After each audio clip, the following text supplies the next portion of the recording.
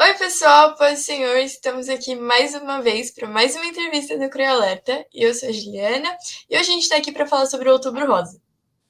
Oi, gente, eu sou a Jamile e hoje a gente está aqui com a nossa convidada especial, que é a Samara. Oi, gente, tudo bem? Muito feliz de estar aqui com vocês, viu? Sou fã e fico sempre muito honrada e grata pelo convite, viu?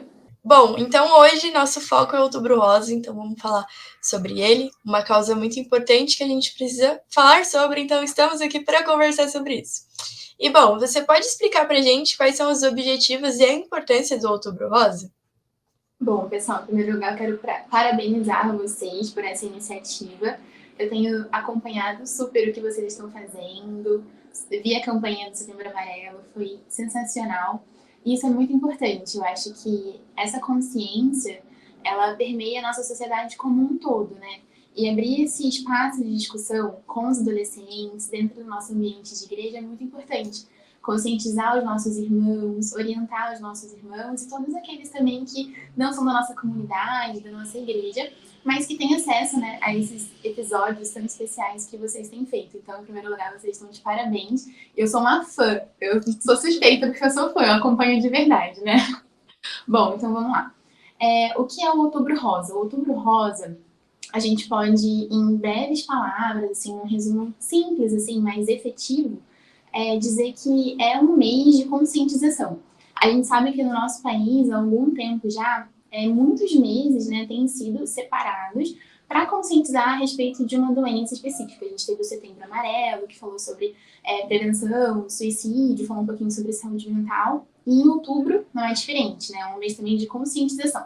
Conscientização sobre o quê? Sobre uma doença, né, que tem afetado muitas mulheres no nosso país e muitas mulheres no mundo inteiro, né, que é o câncer de mama. O câncer de mama é um câncer, depois do câncer de pele não melanoma, né, é o câncer mais comum em mulheres.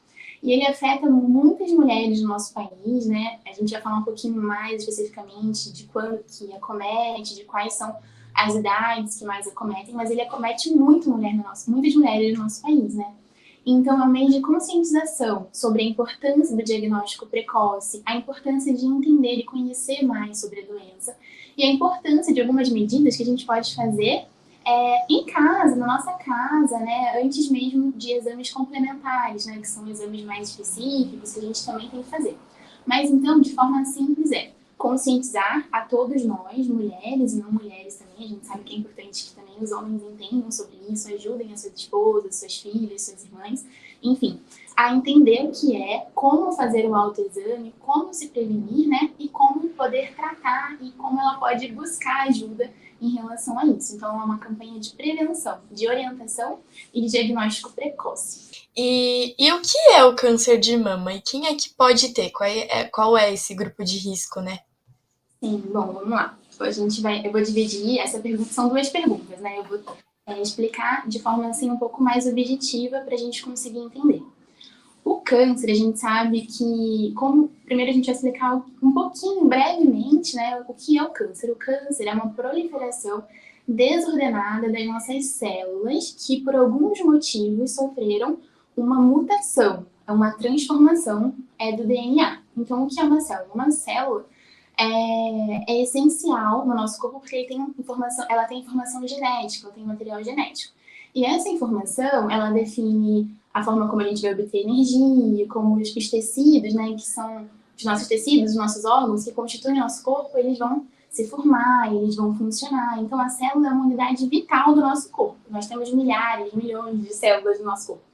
E por alguns motivos, existem fatores do ambiente, né, então alguns tipos de exposições, alguns fatores hereditários, então algumas coisas que a gente herda, né, dos nossos pais, e alguns fatores também que são chamados de fatores modificáveis, às vezes obesidade, né, estilo de vida inadequado, a gente sabe que bebidas alcoólicas, tabagismo, todos esses fatores que são modificáveis e não modificáveis são aqueles que a gente pode mudar, controlar, e fatores que às vezes não são modificáveis, né, que são genéticos, enfim, do nosso próprio corpo, quando esses fatores influenciam nessas nossas células, né, que são tão importantes para o nosso bom funcionamento, células em vários tecidos, em vários órgãos, quando esses fatores influenciam na nossa célula, existe uma alteração do nosso DNA, né, que é a nossa informação genética.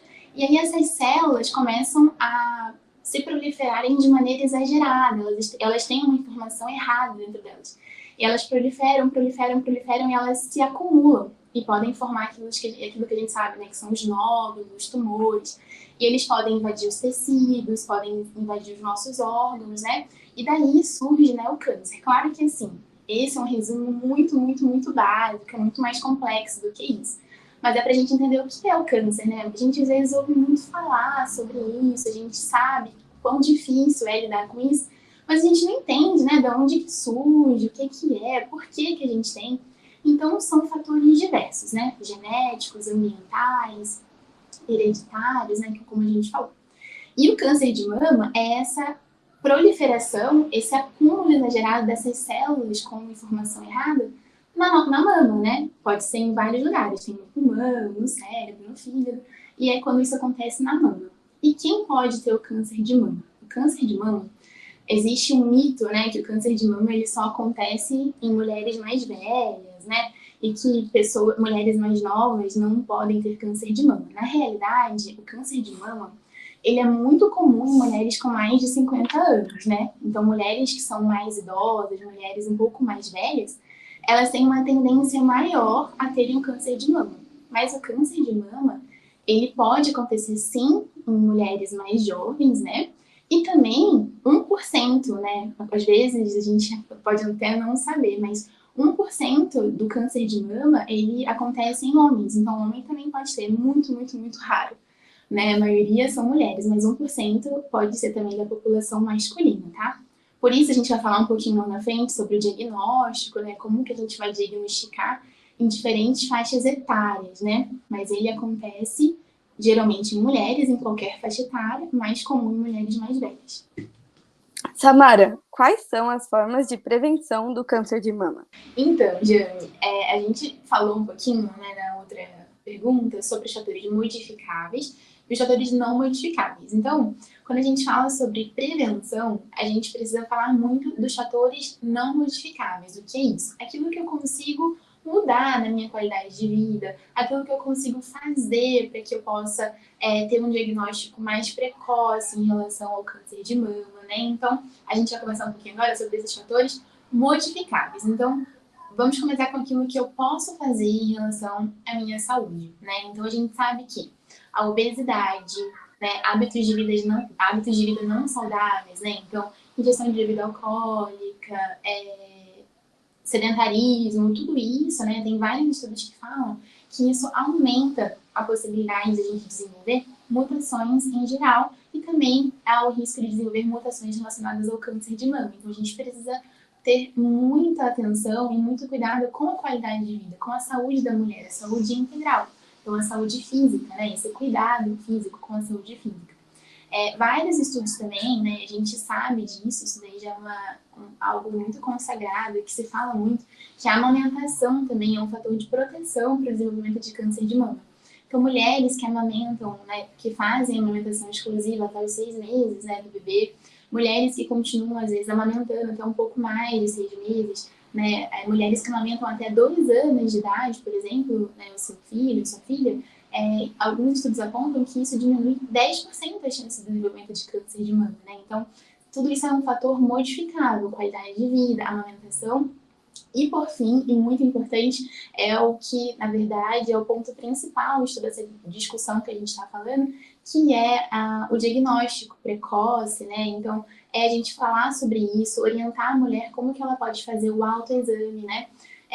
Quando a mulher faz o autoexame, quando ela tem esse cuidado com a sua saúde, quando ela se preocupa, né, com o autoexame, a gente tem muitas vezes um diagnóstico precoce, né, do câncer de mama, né, e isso diminui em até 95%, isso aumenta em até 95% as chances de cura. Então, esse diagnóstico precoce, às vezes feito no autoexame, algo que parece simples, mas a mulher vai lá, faz o autoexame das mamas, às vezes ela sente um caroço, ela sente um nódulo, ela procura o médico a partir disso começa, né, investigações complementares, pede mamografia, pede uma ultrassonografia, dependendo aí de qual é a idade dessa mulher, né?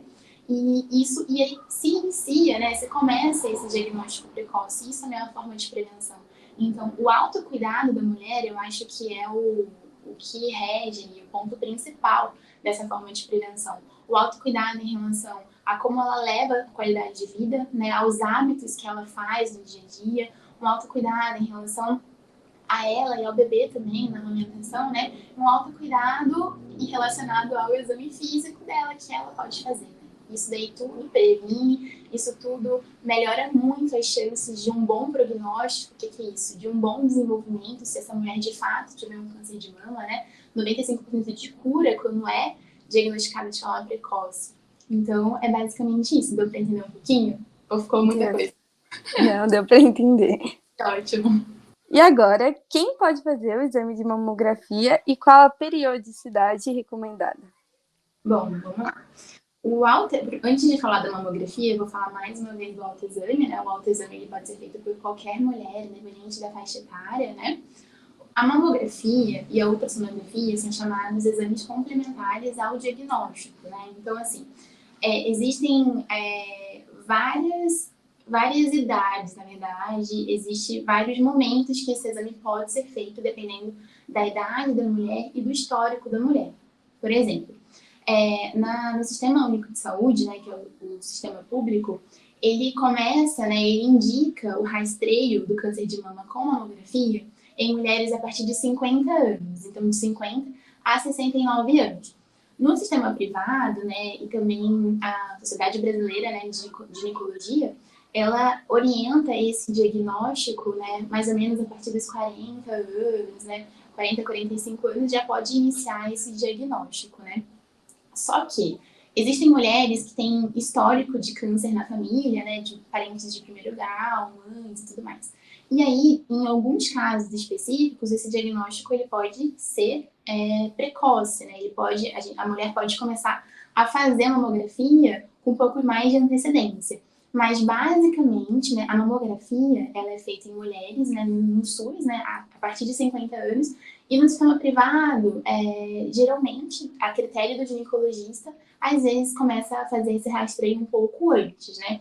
Então, lembrando que, assim, teoricamente, a idade mínima numa mulher que não tem histórico familiar de câncer de mama é 40 anos.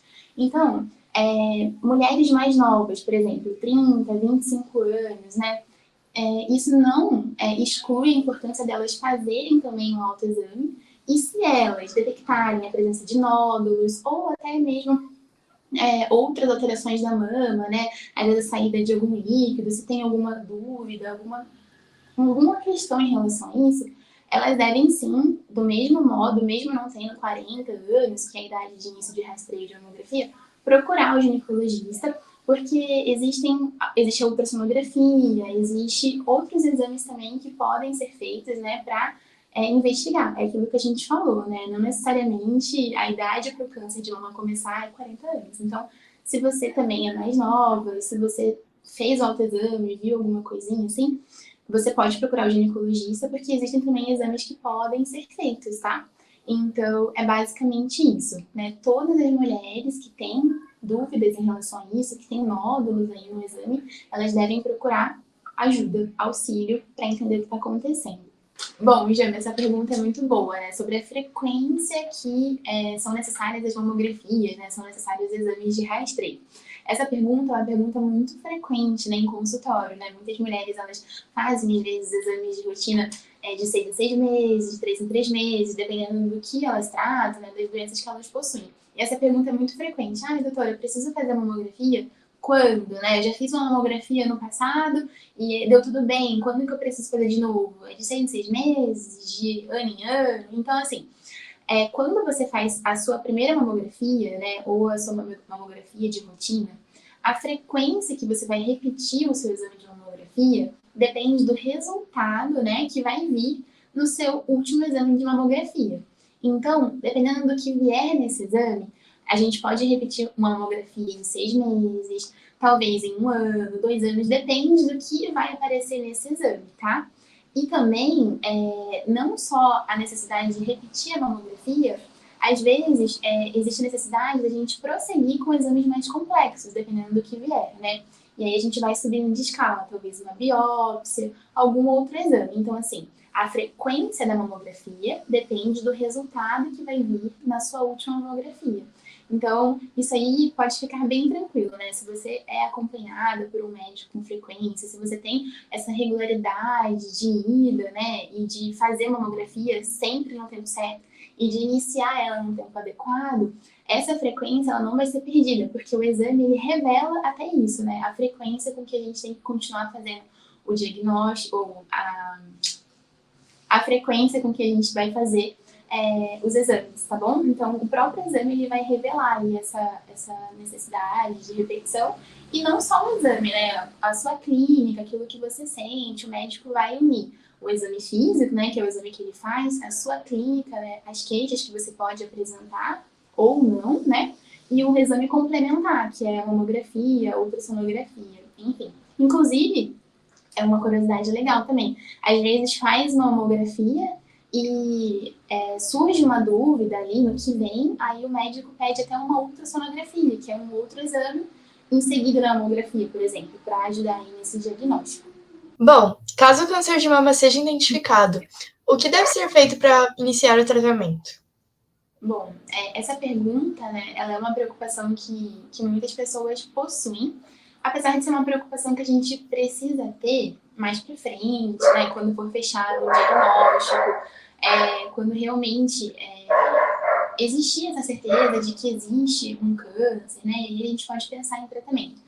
Antes, a gente vai pensar muito naquilo que a gente estava comentando, né, de estar atento ao diagnóstico precoce, porque esse diagnóstico precoce, inclusive, influencia no tratamento lá na frente, aquilo que a gente conversou um pouquinho lá atrás. Quanto mais precoce, né, tem esse diagnóstico, através principalmente do autoexame no início, melhores as chances de cura e também menores os procedimentos, né, os métodos invasivos que talvez a gente tenha que realizar, né, num câncer mais avançado, né, num câncer diagnosticado mais tardiamente, né?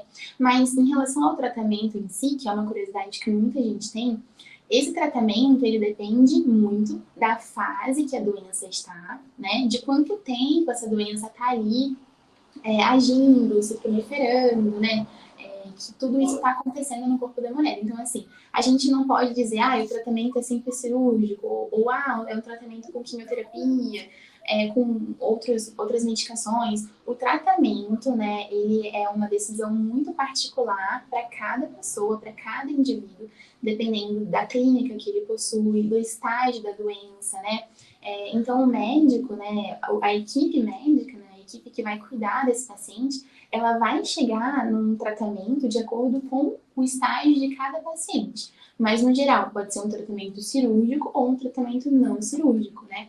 Depende muito de como essa doença tem evoluído, de quando foi feito o diagnóstico, de como está esse paciente, do tratamento que ele suporta, do tratamento que ele pode fazer, do tratamento que ele vai responder ou do tratamento que ele não vai responder. Então, essa pergunta, ela não tem, assim, uma resposta fechada. Ela tem várias possibilidades, né? E depende muito, né? Cada caso é um caso, cada corpo é um corpo. E cada estágio da doença, ele é tratado, né? Ele é manejado de um jeito muito específico. Mas, no geral, é isso. A rede básica de saúde também atua no tratamento do câncer de mama?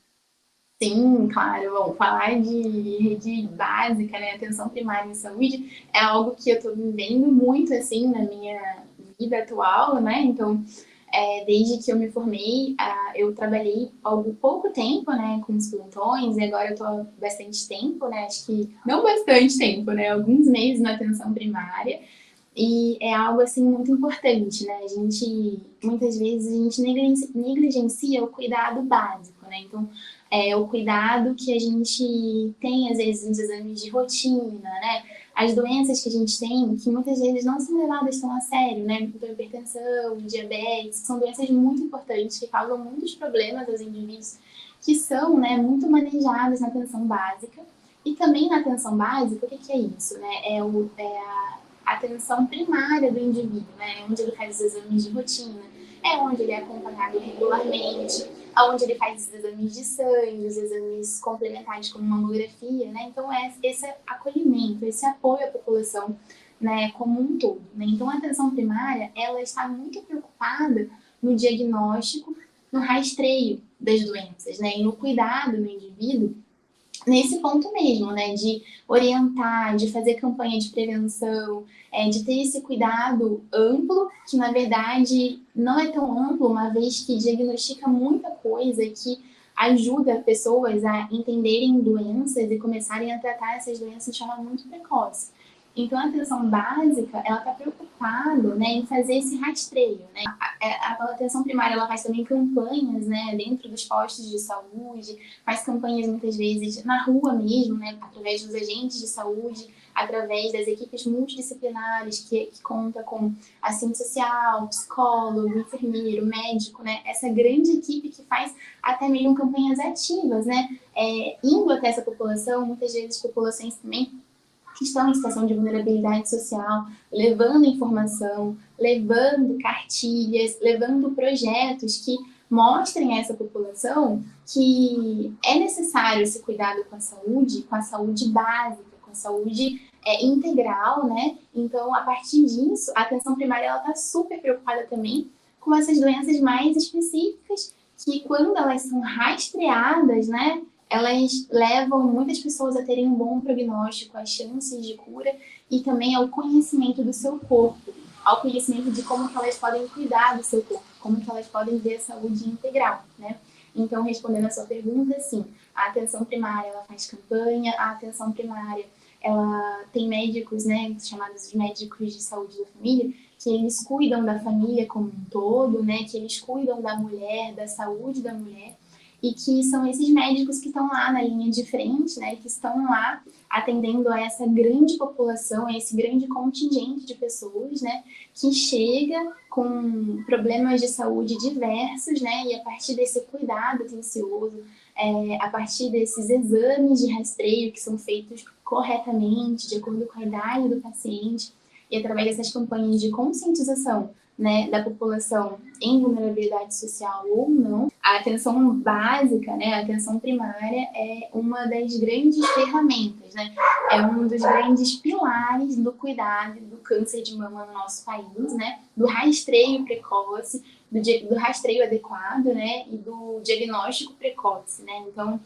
é isso, assim, eu acho que a atenção primária, né, ela tá ali na linha de frente, ela orienta essas mulheres, ela traz essas mulheres ao cuidado e ela encaminha, né, para os especialistas para que elas sejam cuidadas e manejadas da melhor forma. Então, gente, foi isso. Obrigada, Samara, pela sua participação. Foi muito interessante aprender mais sobre o câncer de mama, né? E é muito importante para todo mundo saber mais sobre isso, né? Agora você pode dar suas considerações finais aí. Eu quero agradecer muito o convite. Eu acho que falar sobre isso nesse ambiente, né, é uma maneira muito especial, uma maneira muito cuidadosa de cuidar das nossas irmãs, da nossa comunidade e também de acessar muitas mulheres que estão vendo, né, esse vídeo e que muitas vezes já ouviram falar sobre o Outubro Rosa, entendem até o que é, né, mas não sabem como participar da campanha, né, como poder deixar essa campanha acessá-las de alguma maneira, né? Então, como que você participa dessa campanha? Você participa dessa campanha quando você entende o propósito dela e quando você entende o que você pode fazer para se beneficiar através dessa campanha, né? Então, o autoexame, né, que a gente tem falado muito, como também participar dessa campanha, entender, parar um pouquinho para refletir, poxa, quantos anos eu tenho?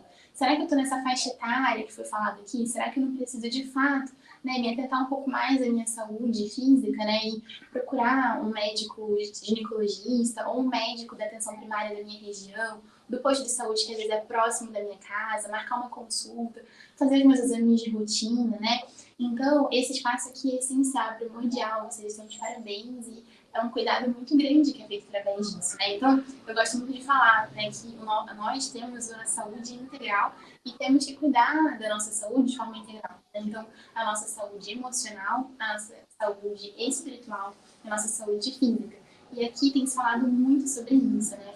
Falou um pouquinho sobre saúde emocional em setembro. A gente está falando agora sobre saúde física, né? Falando sobre câncer de mama, pode prevenir, de como a gente pode, né, entender essa campanha e cuidar do nosso corpo, e fala sempre também muito de saúde espiritual. E esse é o cuidado integral, né? Então, e essa é a visão da igreja, né? Ver adolescentes falando sobre isso, sobre cuidado, né, de acessar essas mulheres, independente da faixa etária, é muito importante, é muito especial, né? Então, assim, as minhas considerações finais são essas, assim.